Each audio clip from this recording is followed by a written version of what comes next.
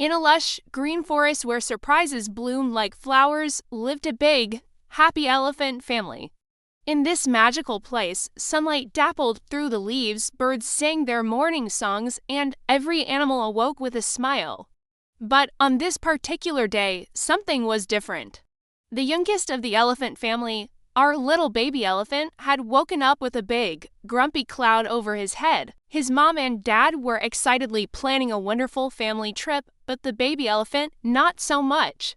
While his brothers and sisters bounced with excitement, he stood in a corner, grumbling to himself. His parents, though used to his moods, exchanged a puzzled look. "What's wrong, little one?" they asked gently. The baby elephant huffed, "I'm tired of the same old places, the same old faces, and the same old leaves." Being an elephant is so boring. Seeing he truly didn't want to go, his family didn't force him. "All right," they said, "you can stay home, but don't wander off. We'll be back before sunset," and with that, they calmly headed into the forest. "Finally, I'm alone," the baby elephant thought with a mischievous grin. He zoomed around the house, then went outside to splash in the water. He sprayed water high into the air with his trunk, creating tiny, sparkling rainbows. He even tried to chase his own tail, got his feet tangled, and tumbled right over. As he got up, a bright blue leaf was stuck to his nose. He tried to blow it off, but it just circled around and landed right in his mouth. For a while, all this silliness was fun, but soon, the forest felt too quiet. Playing alone wasn't as exciting as he thought. "Ooh, now I have to be a boring elephant all day," he sighed, leaning against a tree. Then, a wild idea popped into his head. "Wait a minute, do I have to be an elephant? What if I were another animal? I could leap like a deer or swing through the trees like a monkey.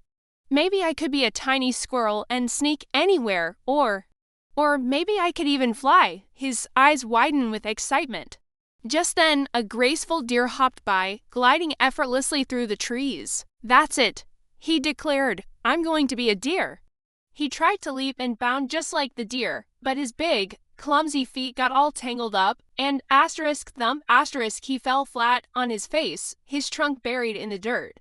"Ouch," he mumbled, shaking his head. Being a deer is harder than it looks. Walking deeper into the forest, he saw a group of monkeys chattering and swinging from the branches. They looked like they were having so much fun. Being a monkey must be a blast, he thought, and went to stand under their tree, hoping to join in. The monkeys noticed him right away.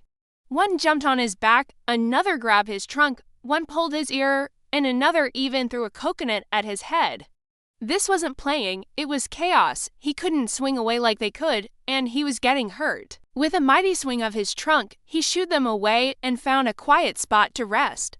He was tired, but too stubborn to give up. Next, he spotted a tiny, zippy squirrel. It snatched an acorn and scurried into a small hole in a tree. Wow, so small and clever. The baby elephant thought, it can go anywhere. Being a squirrel is definitely better than being an elephant. He tried to follow it into the hole, but only the very tip of his trunk could fit. The poor squirrel shot out of another opening, terrified. The baby elephant, curious, tried to peek inside, but his big head got stuck. He wiggled and pulled, and finally, with a loud pop he freed himself. "Okay," he panted, "being a squirrel isn't for me either." As he continued his journey, a parrot with brilliant, colorful feathers flew past, gliding from tree to tree like a dancing rainbow. The baby elephant was mesmerized. "Flying. Now that's what I want to do." The friendly parrot noticed his admiring stare and offered to teach him. They went to the top of a steep slope. The parrot spread its wings and soared gracefully across to the other side. The baby elephant, filled with confidence, took a running leap and plunged straight into the lake below, splash. He came up sputtering, covered in mud, and feeling very sore. The parrot flew down. "I think," it said kindly, "you should probably stick to being an elephant for the first time all day." The baby elephant started to think maybe being an elephant wasn't so bad. Suddenly, he heard a desperate chirp. a tiny baby bird had fallen from its nest and tumbled into the lake. Its mother cried out from above, frantic with worrying. Without a second thought, the baby elephant waded into the water.